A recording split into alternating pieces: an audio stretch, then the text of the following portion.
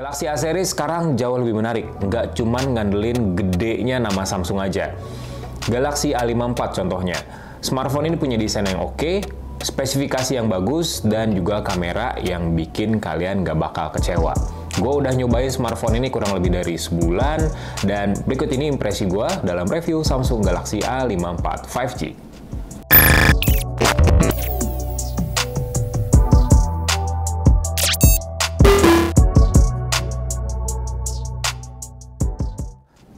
Di tahun ini, semenjak keluarnya Samsung Galaxy S23 series, Samsung menerapkan desain yang namanya Galaxy Identity, dan itu tuh diaplikasikan pada semua seri smartphone-nya Samsung, mulai dari yang entry, menengah, sampai ke high-end. Dan salah satu buktinya, kita udah ngelihat beberapa smartphone dari Galaxy A14 mungkin ya, terus sekarang ada A34 dan ada A54 5G, A24 yang terbaru, itu desainnya mirip-mirip sama Galaxy S23 series. Lihat, kayak A54 aja deh, bodi belakangnya dibikin pakai material kaca, yang pastinya lebih kelihatan mewah dan premium dibandingin sama smartphone menengah lain di kelasnya. Dan bingkai kameranya dibikin frameless, mirip kayak Samsung Galaxy S23 series. Tetap ada 3 kamera yang diposisikan secara vertikal, dan secara form factor, secara build quality juga smartphone ini lumayan tangguh. Kenapa? Karena bodi belakang kacanya udah dilapisin sama Corning Gorilla Glass 5, termasuk di bagian depannya. Bedanya ya beda jauh sih sebenarnya sama Galaxy S23 series, karena bingkai dari Galaxy A54 bukan terbuat dari aluminium, melainkan polikarbonat alias plastik. Tapi tetap padat kok. Meskipun desain bodi belakangnya mirip, tapi secara teknik pewarnaan cukup berbeda nih. S23 series itu warnanya lebih kelihatan mewah, lebih kelihatan premium. Kalau Galaxy A54 itu lebih sederhana, tapi ada varian warna yang kelihatan eye-catching. Jadi ada 4 varian warna dari Galaxy A54 5G, yaitu ada Awesome Lime, itu warna hijau terang, terus ada Awesome Graphite, warna hitam kayak gini, ada Awesome White, dan juga Awesome Violet. Jadi warna yang eye-catching dari smartphone ini adalah yang lime dan violet. Sebenarnya itu warna ungu dan hijau terang, cukup terang. Sementara unit yang gue pakai sekarang ini warnanya hitam, graphite. Beberapa kekurangan yang gue rasakan sih di smartphone Galaxy A54. Kebetulan gue juga udah nyobain beberapa warna lainnya ya pada sesi hands-on beberapa waktu lalu. Jadi kekurangannya sama, panel kaca di smartphone ini tuh gampang banget kotor sama jejak sidik jari. Nih, kelihatan. Ini baru dipakai beberapa menit doang gitu ya selama video ini dibikin. Ini kotornya udah segini. Gimana gua yang udah nyobain smartphone ini kurang lebih dari sebulan. Sampai ngajak HP ini ke Palembang segala. Ya, salah satu kekurangan yang gua rasakan adalah bodinya yang gampang kotor. Tapi secara build quality beneran bagus banget smartphone ini. Apalagi dia udah ngantongin rating IP67, yang berarti smartphone ini bisa kita ajak nyelam, sebenarnya ajak berenang sampai kedalaman 1 meter dalam durasi waktu 30 menit. Asalkan jangan kena air asin atau air laut aja. Karena gue juga sebelumnya nyobain Galaxy S23 series, pas pakai smartphone ini jujur feel-nya mirip kayak Galaxy S23 Plus. Ukurannya kurang lebih sama, bedanya bagian layar smartphone ini emang punya bezel yang tebal, beda sama S23 Plus yang lebih bezel-less, makanya secara form factor kurang lebih sama. Meskipun layar dari S23 Plus itu lebih tinggi daripada Galaxy A54. Kalau ngomongin soal layarnya, smartphone ini punya kualitas yang mantep lah buat sebuah smartphone kelas menengah. Layarnya Super AMOLED, khasnya Samsung. Kita tahu panelnya AMOLED buatan Samsung kayak gimana gonjreng warnanya. Dan resolusinya Full HD Plus dengan ukuran 6,4 inci. Intensitas cahaya yang didukung sama smartphone ini, sama layar smartphone ini mencapai 1000 nits. Jadi nggak usah khawatir pakai smartphone ini di luar ruangan, apalagi dengan kondisi cahaya matahari yang terik, tetap kelihatan banget, tetap berkualitas, dan fitur auto brightness-nya pun pinter di smartphone ini. Ada berbagai fitur yang dimasukkan Samsung ke dalam Galaxy A54, khususnya di bagian layar. Salah satunya adalah refresh rate, di mana smartphone ini udah ngedukung refresh rate sampai 120 Hz. Cuman emang sayangnya nggak adaptif. Jadi cuman ada dua opsi aja, standar dan adaptif. Tapi adaptifnya tuh nggak secanggih Galaxy S series ya. Jadi adaptifnya itu cuman berada di antara 60 sampai 120 Hz. Kalau misalnya aplikasi ngedukung sampai 120 Hz, ya otomatis ditampilin di refresh rate tertinggi. Tapi kalau nggak ngedukung, ya cuma mentok di 60 Hz saja. Jadi cuma ada dua opsi doang. Dan udah punya sertifikasi HDR10+ dan Widefine L1. Artinya, kalian bisa nonton YouTube, Netflix di resolusi Full HD dengan opsi HDR yang aktif. Jadi detail, paparan warna itu udah cakep banget lah ditampilin sama smartphone ini. Ngomongin soal dapur pacunya, memang ada beberapa kelebihan ya yang ditawarin sama Galaxy A54 5G ke konsumennya, selain memang sistem operasinya yang udah baru, One UI 5.1 berbasis Android 13. Memang nggak ada yang beda sebenarnya secara user interface, secara user experience ya, dibandingin sama One UI versi sebelumnya. Tapi di Galaxy A54 5G ini, dengan prosesor yang baru, Exynos 1380, One UI itu lebih terasa smooth. Lebih terasa sat lah, nggak ada nge-lag, nggak ada patah-patah rasanya. Baik itu buat multitasking maupun buat gaming. Gua rasa Exynos 1380 ini memang jadi temen yang pas lah, pasangan yang pas buat One UI 5.1, khususnya di smartphone kelas menengah. Nah, ngomongin soal Exynos 1380 itu, sebenarnya dia adalah suksesor dari Exynos 1280 yang dipakai di generasi sebelumnya, Galaxy A53. Prosesor ini tuh dibikin pakai fabrikasi 5 nanometer EUV, dan sebenarnya jumlah core Exynos 1380 dengan 1280 itu sama, dan clock speed tertingginya pun sama sebenarnya dengan versi sebelumnya, cuman konfigurasi CPU-nya yang beda, karena Exynos 1380 ini memadukan 4 core performance sama 4 core efisiensi, beda sama 1280 yang punya 2 core performance sama 6 core efisiensi. Nah, di 4 core performance ini, clock speed tertingginya itu mencapai 2,4 GHz, kalau efisiensinya cuma 2 GHz aja. Jadi kalau di atas kertas sebenarnya dibandingin head to head ya, masih kenceng di 1380 karena punya core CPU di performance-nya yang lebih banyak. Dan itu gua buktikan di AnTuTu Benchmark. Smartphone ini meraih skor sekitar 510 ribuan poin di AnTuTu Benchmark versi 9. Dan kalau dibandingin sama prosesor kelas menengah lah ya, di rentang harga yang kurang lebih sama, karena rata-rata kan pakai MediaTek Dimensity 1080, terus ada juga yang pakai Snapdragon 782G. Nah, kalau dibandingin sama MediaTek 1080, Exynos 1380 unggul jauh, tapi belum sanggup nandingin kecepatan dari Snapdragon 782G. Jadi kinerja smartphone ini masih berada di tengah-tengah lah, tapi tetap impresif. 510 ribuan poin itu udah tinggi menurut gua untuk sebuah smartphone kelas menengah. Dan kalau dibilang setaranya sama apa, kinerja dari Exynos 1380 based on AnTuTu Benchmark itu hampir sama dengan Snapdragon 778G yang memang rata-rata masih dipakai di smartphone kelas harga 5 jutaan sampai 6 jutaan. Karena efisiensi core-nya yang lebih sedikit dibandingin sama generasi sebelumnya, itu pun berimbas pada efisiensi daya. Jadi gua tuh nguji smartphone ini pakai PCMark juga. Skornya bagus sebenarnya di PCMark, 12 ribuan poin. Tapi yang agak mengecewakan adalah daya tahan baterainya. Karena gue cuma dapetin screen on time 12 jam 52 menit aja.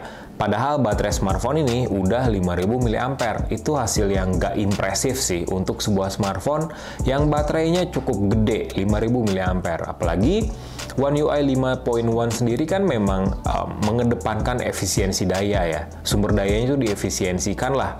Karena sistem operasi ini tuh bakal menghentikan aplikasi yang berjalan di background, apalagi aplikasi-aplikasi tersebut memakan banyak sumber daya. Ya seharusnya bakal lebih dari itu, tapi dari beberapa pengujian gua di PCMark, battery life test, ya nggak lebih dari 13 jam. Yang terbaik 12 jam 52 menit. Kurang impresifnya lagi, smartphone ini cuman datang dengan fitur fast charging 25 watt. Dan sayangnya lagi, di kotak pembeliannya kalian nggak bakal dapat adapter charger. Cuman dapat kabel USB Type-C to Type-C aja. Untung gue user Samsung.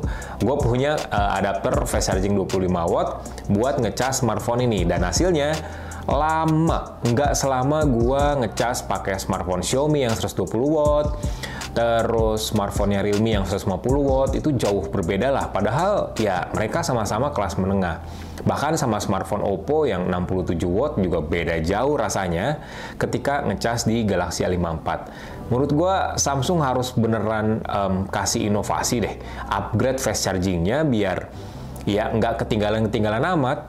Gua rasa Samsung udah mulai ke iPhone-iPhonean yang kekeh gitu.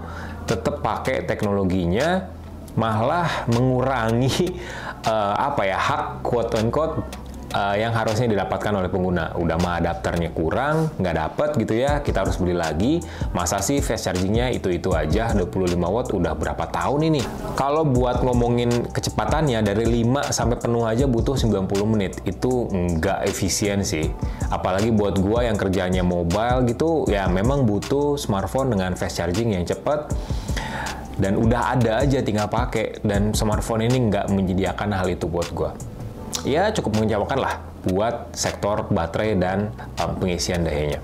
Buat gaming, oke, 1380 Exynos di Galaxy A54. Buat gaming menurut gue lumayan bagus karena berdasarkan pengujian di 3D Mark buat menguji GPU-nya dan with live stress test yang gue pakai, 20 menit simulasi ngejalanin grafis yang berat, smartphone ini cukup stabil. Stabilisasinya mencapai 99,4%, which is itu bagus banget. Dengan skor yang tertingginya itu 4.200-an poin dan bisa mencapai hampir 31 FPS selama pengujian. Ya, di with live stress test yang menurut gue banyak memberatkan smartphone kelas menengah di Galaxy A54 kayak sebuah pengujian biasa aja. Dan Exynos 1380 memang punya kinerja yang impresif, baik itu buat multitasking maupun buat gaming. Sayang di baterainya aja. Itu doang. Nah, ke bagian kamera nih, Samsung Galaxy A54 pakai kamera utama 50 megapiksel dengan sensor Sony IMX766. Dan sensor premium ini dipasangin sama OIS, Optical Image Stabilization. OIS-nya nggak sembarang OIS. OIS-nya wider OIS. Apa artinya wider OIS itu? OIS penstabil gambar secara hardware yang lebih stabil dibandingin sama OIS pada umumnya. Jadi kalian nggak usah lagi pakai OIS plus AIS dengan hasil gambar yang biasa aja dengan cropping di mana-mana, tapi lebih stabil. Dengan smartphone ini cukup pakai OIS aja dan hasil gambarnya cukup stabil di kelasnya. Kameranya dipasangin sama kamera ultrawide 8 megapiksel dan juga kamera makro 5 megapiksel. Sementara di depan ada kamera selfie 32 megapiksel. Dari pengujian gue selama pakai smartphone ini, ya agak sering juga hunting foto. Sebenarnya kamera utama dan kamera ultrawide di smartphone ini beneran memegang peranan penting. Kualitasnya tuh beda dibandingin sama smartphone lain di kelasnya, di kelas harganya, karena detailnya dapat, warnanya bagus dengan dynamic range yang menurut gua nggak merata juga dynamic range-nya, tapi nggak berlebihan untuk peningkatan saturasi warnanya. Jadi detail warnanya, detail dari objek yang kita ambil itu tetap kelihatan natural, tapi enak dipandang dan juga minim edit. Warna biru langit itu nggak biru banget, warna hijau dedaunan nggak hijau banget. Kita bisa ambil foto dengan gaya-gaya landscape juga dengan hasil yang cukup bagus. Dan kamera ultrawide-nya ini beda banget sih sama kamera ultrawide 8 megapiksel di smartphone lainnya. Gambarnya warnanya tuh bagus dan nggak ada distorsi maupun noise di sudut-sudut atau tepian dari gambar. Karena biasanya kita suka ngelihat ya, ada noise di sudut-sudut gambar ultrawide itu yang bikin ganggu. Enggak, dan detailnya pun lumayan oke. Sayangnya makronya nggak ngedukung autofocus dan ultrawide-nya juga nggak ngedukung autofocus. Jadi agak disayangkan.